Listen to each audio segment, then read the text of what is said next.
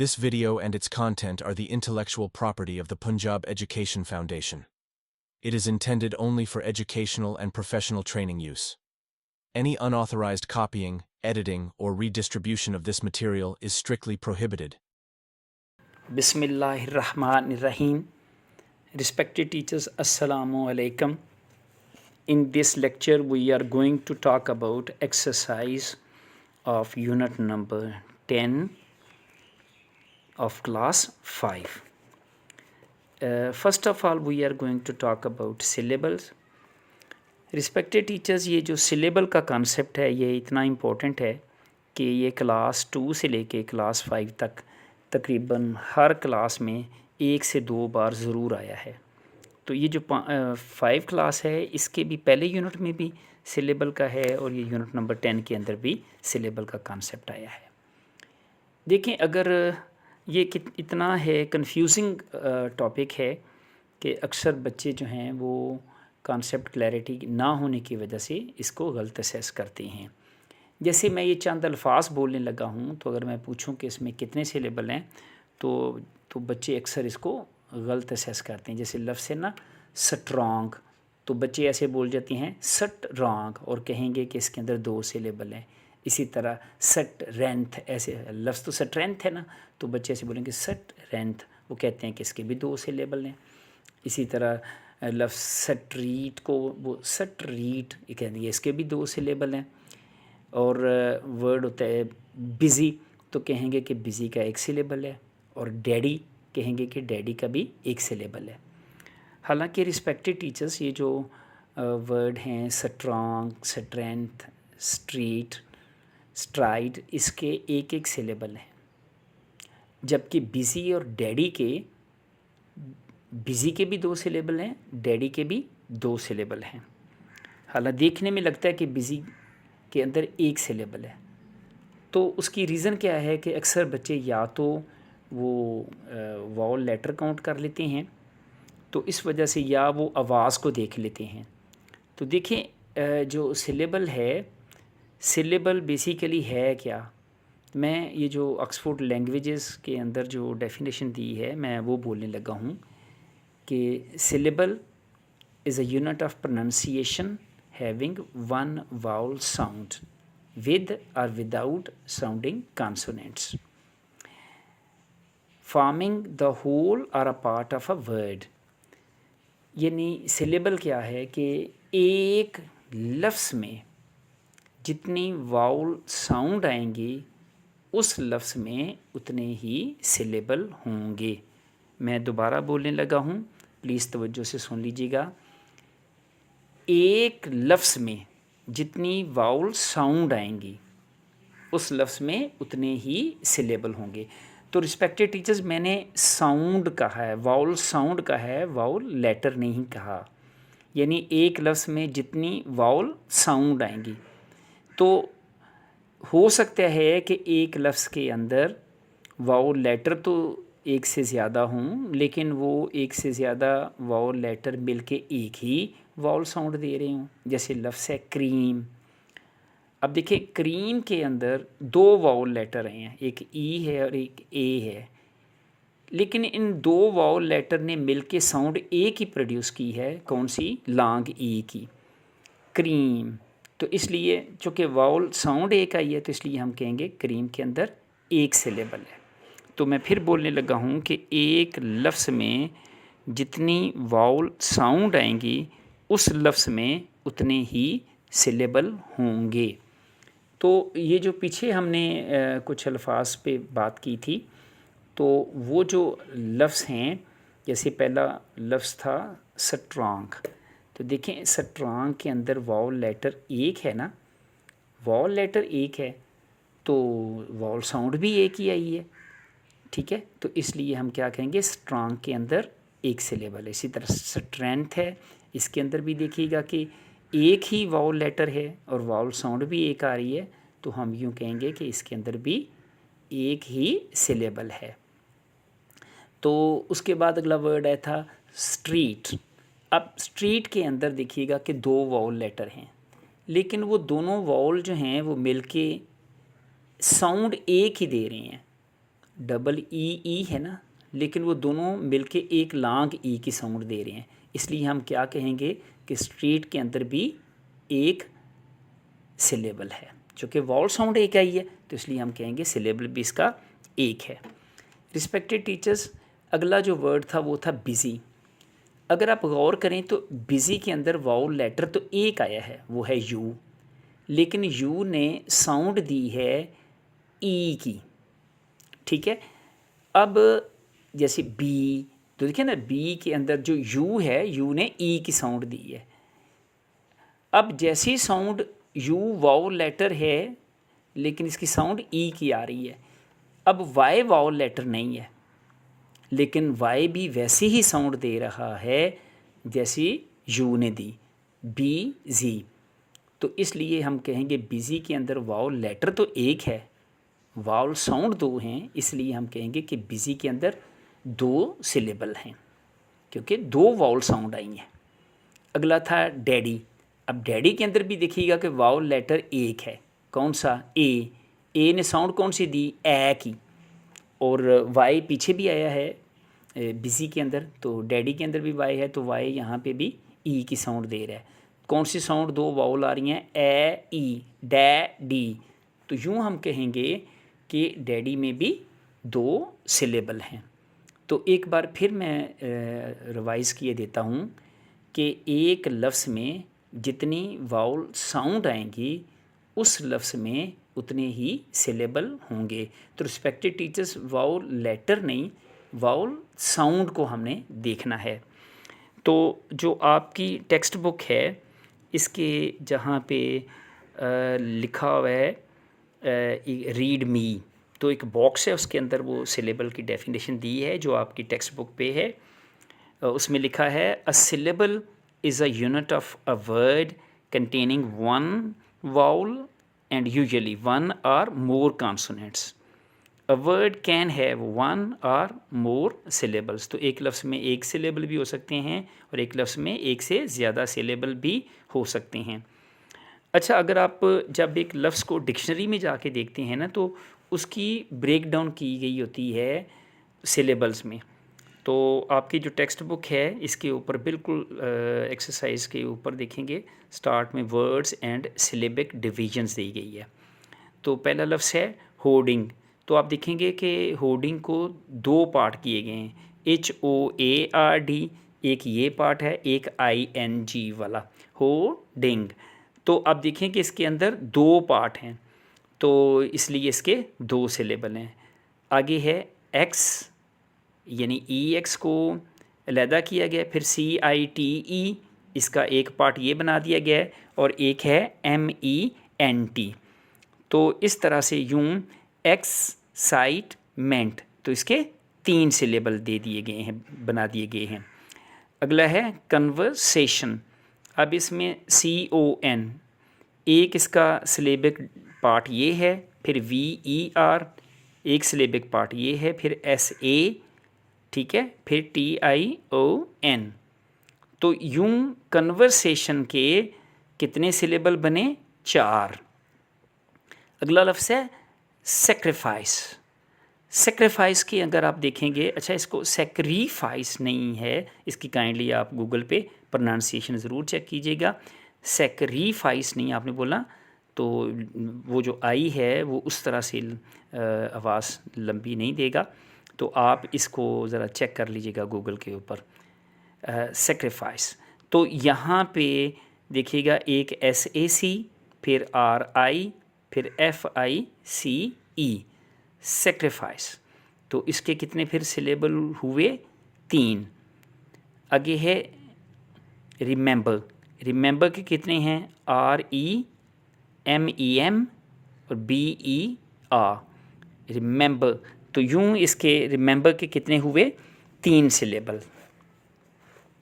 आगे दिया गया है जी, read the given words and divide them into their syllables, also write the number of syllables. तो उनके आपने ये भी बताना है कि इसके अंदर कितने सिलेबल हैं। अच्छा जी, पहला है इम्पेशेंटली।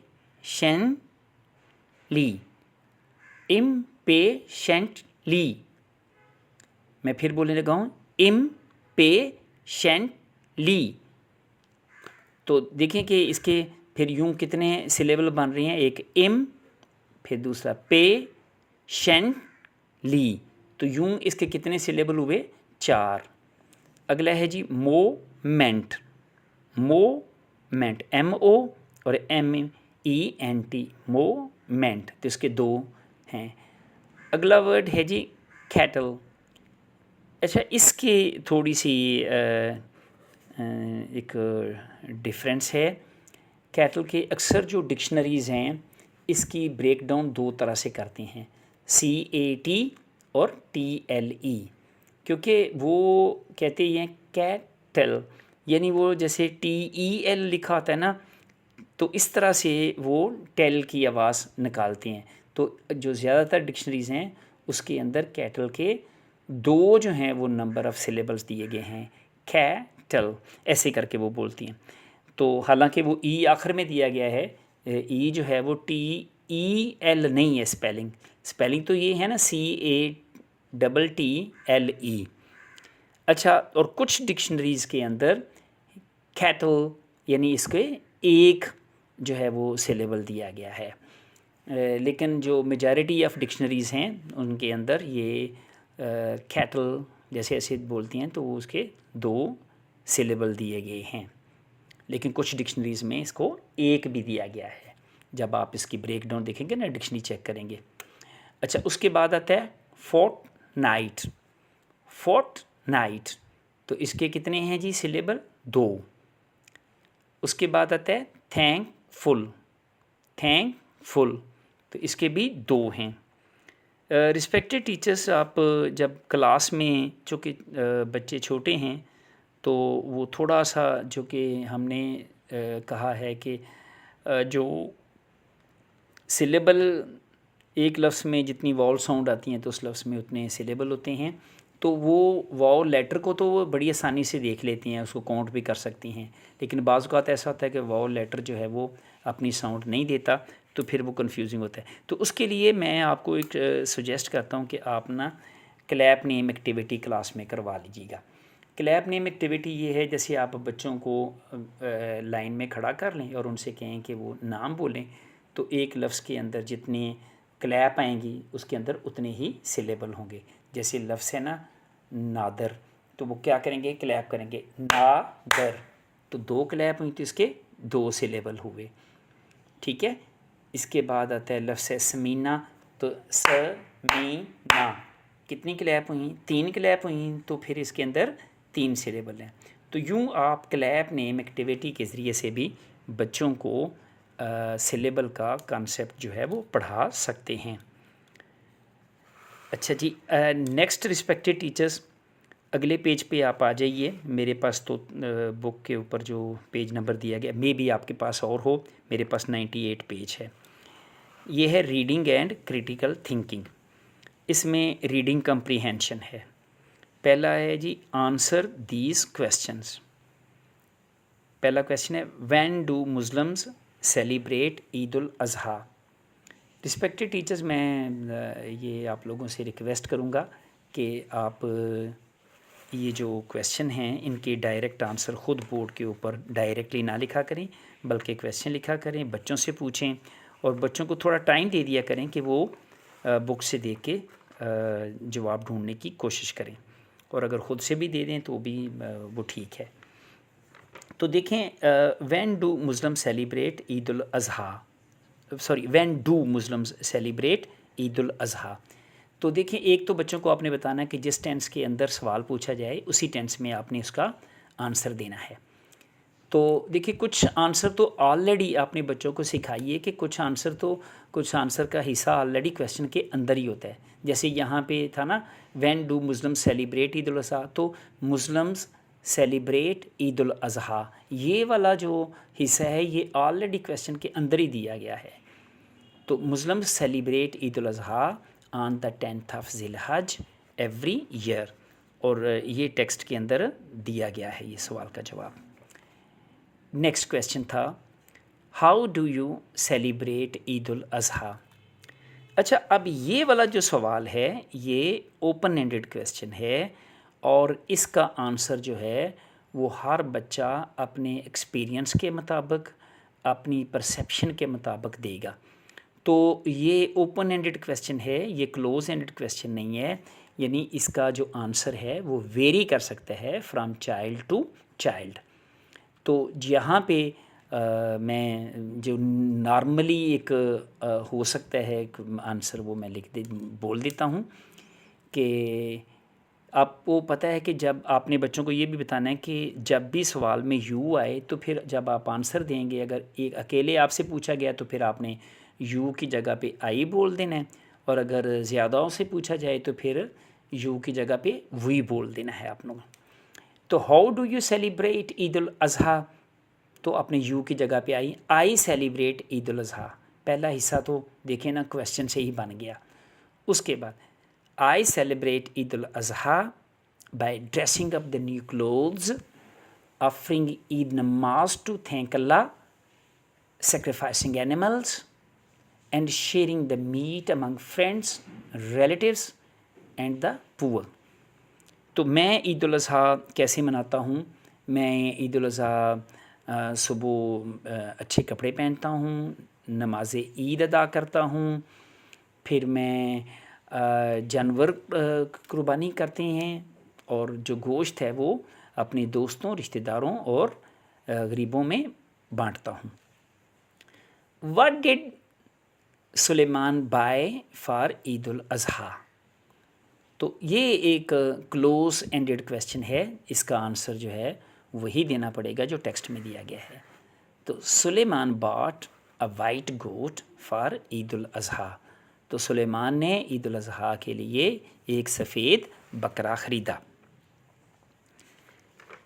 रिस्पेक्टेड टीचर्स, ये जो रीडिंग एंड क्रिटिकल थिंकिंग का जो सेकंड पार्ट है उसमें दिया गया है read the given chart about how to keep our environment safe and clean, कि आप ये चार्ट को गौर से पढ़ें और देखें कि हम अपने एनवायरनमेंट को कैसे सेफ़ और क्लीन बना सकते हैं। ये जो रिटन लेक्चर में आपको नज़र नहीं आएगा, ये टेक्स्ट बुक के अंदर अगर आप देखें, मेरे पास जो बुक का पेज है वो 99 है, मे बी आपके पास थोड़ा डिफरेंट हो, तो आप अपनी किताब का जो पेज नंबर जहाँ पे ये क्वेश्चन दिया गया है वो खोल लीजिएगा काइंडली। तो इसके हम देख लेते हैं कि एनवायरनमेंट फ्रेंडलीनेस, तो इसके 3 कॉलम दिए गए हैं। तो जो सेकंड कॉलम है उसके अंदर बताया गया है इंडिविजुअल्स रिस्पॉन्सिबिलिटीज़, यानी ये मस्ट है, ये यकीनन करना है। दूसरा पार्ट है अप्रिशिएटेड, यानी अगर आप ऐसा करेंगे तो ये अच्छा होगा, इसमें आपकी तारीफ़ की जाएगी। तो पहला है जी, पहला पॉइंट है कीप द एनवायरनमेंट क्लीन, इसके लिए हमने क्या करना है? थ्रो गार्बेज इन बिन्स, यानी ये मस्ट है, ये ज़रूरी है कि आपको जो कूड़ा क्रिकेट है ये कहाँ फेंकना चाहिए? डस्टबिन के अंदर फेंकना चाहिए। और अगर आप ऐसा करती हैं pick up wrappers garbage from the places you visit, तो फिर ये अप्रिशिएटेड होगा कि आप पार्क में जाती हैं या आप ग्राउंड में खेलने, तो वहाँ पे अगर आपको कोई रैपर नज़र आया तो उठा के डस्टबिन में डाल दें, तो इस बात पे आपकी अप्रिसिएशन होगी। उसके बाद था जी शार्पन पेंसिल्स इन बिन्स, यानी जब आप पेंसिल शार्प करें तो नीचे फ़र्श पे मत फेंकें, ये भी डस्टबिन में फेंकिएगा, तो ये भी मस्ट, ये भी लाजमी है। Put pencil shavings in beans if you see them throne around, और अगर आपको पेंसिल की जो शेविंग्स नज़र आती हैं तो बच्चे जैसे शार्प करती हैं तो उसकी शेविंग नीचे पड़ी हैं, तो वो अगर उठा के बिन में डाल देंगे तो that will also be appreciated. अगला था कीप वॉल्स क्लीन्स, बहुत से बच्चों की आदत होती है दीवारों के ऊपर लिख देती हैं, तो नहीं, ऐसा नहीं करना, आपने अपनी दीवारों को, स्कूल के कमरे की दीवारों को साफ़ सुथरा रहने देना है। अवॉइड राइटिंग और unnecessary painting on the walls, अगर आप ऐसा नहीं करते, आप नहीं लिखते, तो दैट इज़ अप्रिशिएटेड। फिर कीप स्ट्रीट्स क्लीन, गलियों को साफ़ सुथरा रखिए। अवॉइड थ्रोइंग वेस्ट इन स्ट्रीट्स, अगर आप ऐसा करेंगे दैट इज़ अप्रिशिएटेड। उसके बाद आ गया जी सेविंग वाटर, पानी को बचाने के लिए क्या करना चाहिए? तो जो मस्ट है ना वो ये है कि turn off the water tap after use. जब आपने अपने हाथ धो लिए या मुंह धो लिए है तो फिर आपको जो वाटर टैप है वो बंद कर देनी चाहिए। ये मस्ट है, ये लाजमी है। और अगर आप ऐसा करते हैं कि कहीं पे आपने टैप यूज़ नहीं की, पानी इस्तेमाल नहीं किया, लेकिन आपको कोई टूटी थोड़ी सी खुली नज़र आ रही है, टर्न ऑफ ए ड्रिपिंग टैप, अगर आप ऐसे उसे बंद कर देते हैं तो दैट इज़ अप्रिशिएटेड। उसके बाद turn off the tap while brushing teeth. अक्सर होता है जी आप दांत साफ़ कर रहे हैं और टूटी खुली है, वो पानी ज़ाया हो रहा है, तो नहीं ऐसा नहीं करना, आपने टूटी बंद कर देनी है। टर्न ऑफ लाइट, अच्छा सॉरी, उसके बाद आ गया था turn off running unattended tap. तो अगर कोई ऐसी टैप खुली हुई है, कोई आसपास नहीं है, तो आप उसे बंद कर छोड़ें। अगर आप ऐसा करेंगे तो that is appreciated. Use bucket water for shower. तो अगर आप बाल्टी में डाल के पानी अगर आप नहाने के लिए इस्तेमाल करेंगे तो दैट इज़ वेरी गुड, और that you should do it. आपको ऐसा ही करना चाहिए, क्योंकि अगर आप डायरेक्ट शावर लेते हैं तो उससे पानी ज़ाया होता है। तो अगर बाल्टी में डालकर अगर आप पानी इस्तेमाल करेंगे तो यकीनन पानी कम ज़ाया होगा। अच्छा, उसके बाद कुछ सेव ट्रीज़ के बारे में था कि plant new trees, plant tree in your school और नियर योर होम। अच्छा, कुछ पॉइंट्स ऐसे हैं, मैं इसको डिटेल से नहीं पढ़ता, काइंडली आप खुद ही इसको पढ़ लीजिएगा। उसके बाद आता है follow 3R principles, reduce, reuse, recycle. तो आपने क्या करना है कि इनके सारे पॉइंट्स जो हैं वो इंडिविजुअल्स, रिस्पॉन्सिबिलिटी, मस्ट और अप्रिशिएटेड, ये सारे काइंडली पॉइंट पढ़ लीजिएगा। अच्छा जी, नेक्स्ट पॉइंट है इसी का रीडिंग एंड क्रिटिकल थिंकिंग का। अगला है read the given check list and tick the measures you take to save the environment. तो ये कुछ पॉइंट दिए गए हैं कि आपने एनवायरनमेंट को बचाने के लिए आपने ये चेक लिस्ट है, इनको टिक करना है। पहला है प्लांट न्यू ट्रीज़, ये सारे पॉइंट जो हैं वो टिक होंगे। Keep your house and rooms clean, इस पर भी टिक कीजिएगा। Turn off the tap while brushing, कि टूटी को बंद कर दें दांत साफ़ करते हुए, ये भी ठीक है, इस पर भी टिक कीजिएगा। Turn off the lights when they are not in use, तो जब लाइट यूज़ ना हो उसे बंद कर दीजिएगा, स्विच ऑफ करें।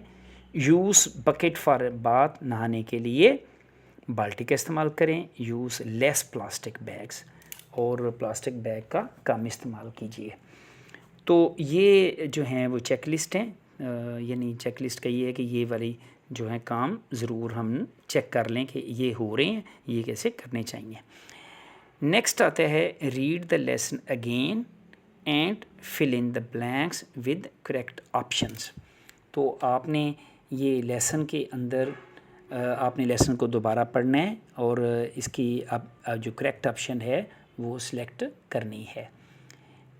ठीक है, पहला है सुलेमान सा अ बैनर अबाउट डैश। तो पहले ब्लैंक के अंदर हमने कौन सी ऑप्शन लगनी, चार हैं। पहली है क्लोथ्स सेल, दूसरी है कैटल सेल, तीसरी थी फूड सेल, और चौथी थी मोबाइल सेल। तो यकीनन इसका जो आंसर है वो क्या है, कैटल सेल। उसके बाद आता था, अगला है Suleman wanted to buy a dash for Eid, cow, goat, camel, bull. Suleman Eid के लिए क्या ख़रीदना चाहता है, काओ ख़रीदना चाहता है, गोट, कैमल या बुल। तो इसका आंसर क्या है, गोट।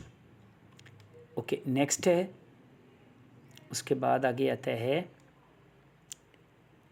दे were going to buy their animal for sacrifice on dash, Tuesday, पहली ऑप्शन है, दूसरी ऑप्शन संडे, तीसरी ऑप्शन मंडे, और चौथी ऑप्शन है फ्राइडे।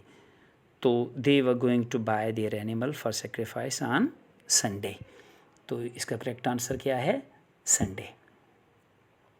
वेल, आगे बढ़ते हैं। नबी dash had a dream about sacrificing his beloved thing. पहला था हज़रत सुलेमान अलैहिस्सलाम, दूसरा था हज़रत इब्राहीम अलैहिस्सलाम, तीसरी ऑप्शन थी हज़रत इसहाक और चौथी थी हज़रत इस्माईल अलैहिस्सलाम। तो इसकी करेक्ट ऑप्शन नंबर 2 है कि नबी हज़रत इब्राहीम अलैहिस्सलाम had a dream about sacrificing his beloved thing. तो इसका जो करेक्ट आंसर है वो है हज़रत इब्राहीम अलैहिस्सलाम। ओके, नेक्स्ट है जी एनालिटिकल रीडिंग। इसमें क्या करना है, read the story carefully, compare your Eid day with Suleman's, note down the differences and similarities. तो देखें, ये तो एक ओपन एंडेड क्वेश्चन है, इसमें कुछ सिमिलैरिटीज़ होंगी। सिमिलैरिटी जैसे देखें, कोई भी बच्चा है जैसे वो यही होता है कि he dresses up new clothes, नए कपड़े पहनते हैं, ठीक है। Both would likely to wear their nicest and new clothes आम तौर पर। तो ज़रूरी नहीं है कि न्यू हों, लेकिन अच्छे कपड़े जो हैं वो बच्चे पहनते हैं। उसके बाद आता है ईद प्रेयर्स, ये भी तकरीबन सभी बच्चे जो हैं वो नमाज़ पढ़ने जाते हैं ईद की।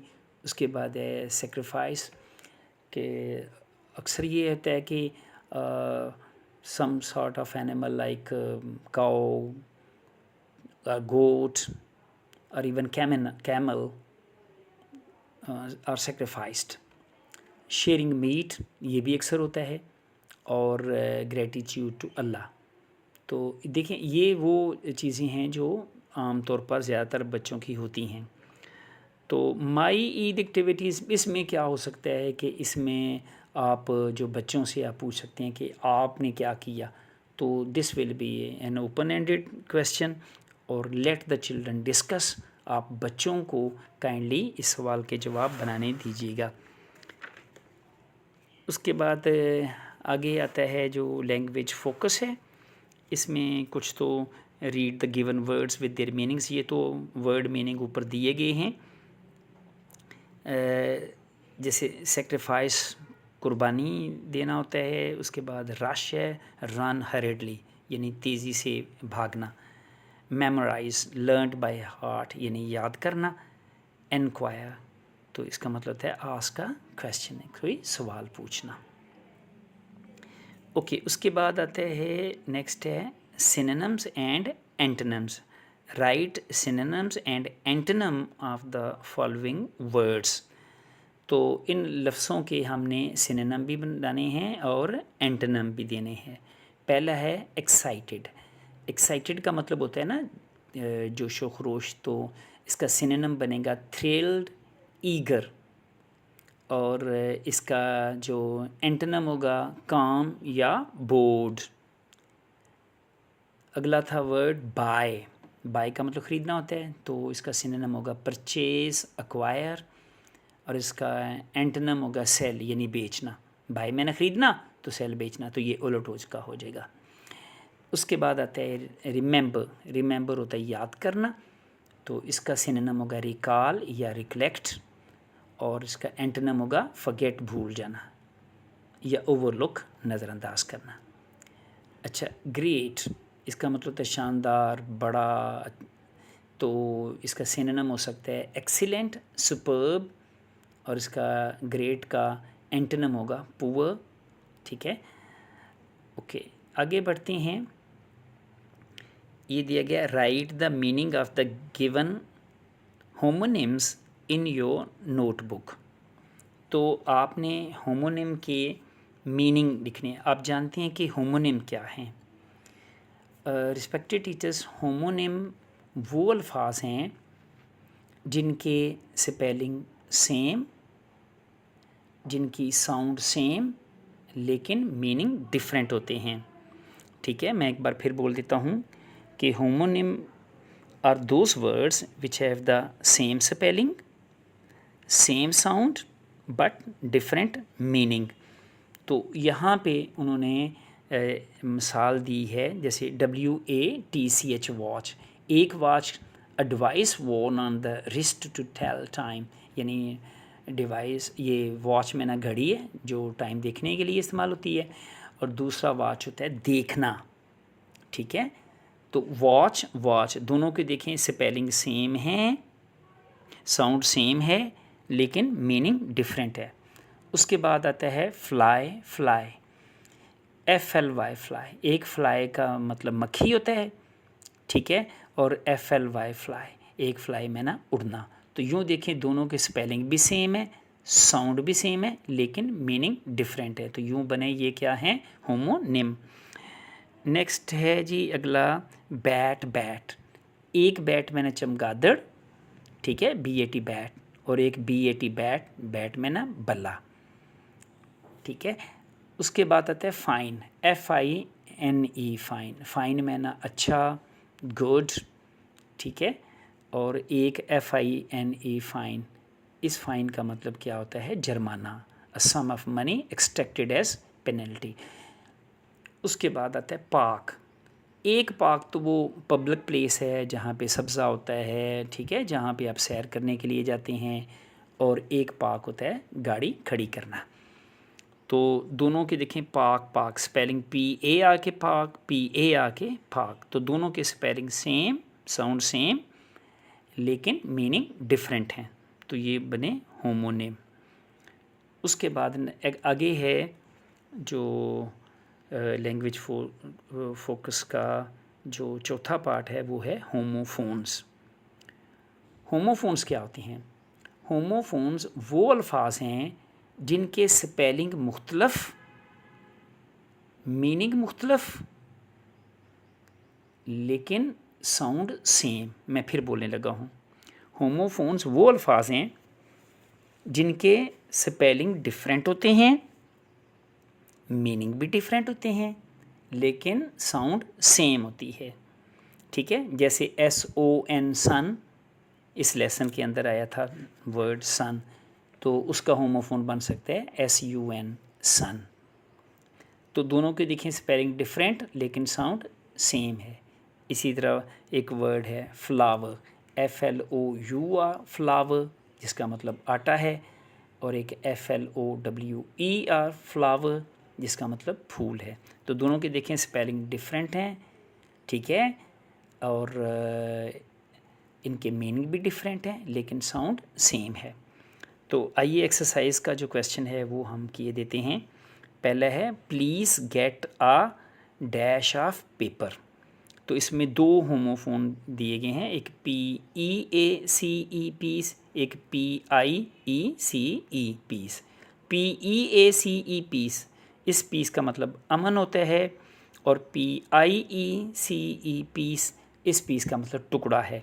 तो वो कह रहे हैं please get a dash of paper, तो यहाँ please get a piece of paper, तो यहाँ पे PIEC वाला पीस आएगा। उसके बाद they can't dash for you, तो इसमें भी दो होमोफोन्स हैं, एक है वेट WEIGHT वेट, दूसरा WAIT वेट। तो दोनों के देखें स्पेलिंग डिफरेंट, मीनिंग भी डिफरेंट, लेकिन साउंड सेम है। एक वेट में ना वज़न है, WEIGHT वेट वज़न, और WAIT वेट में ना इंतज़ार। तो ये कह रहे हैं दे कांट डैश फॉर यू, यानी वो आपका इंतज़ार नहीं कर सकते। तो यहाँ आएगा WAIT वेट।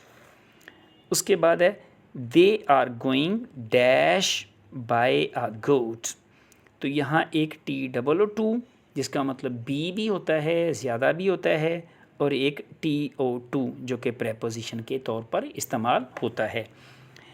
तो they are going to buy a goat, तो यहाँ पे TO2 आएगा। Next my uncle has a good dash to tell, तो यहाँ पे दो हैं, एक TALE टेल, इस टेल में ना कहानी, और TAIL टेल, आप जानते हैं कि इस टेल का मतलब दुम होता है।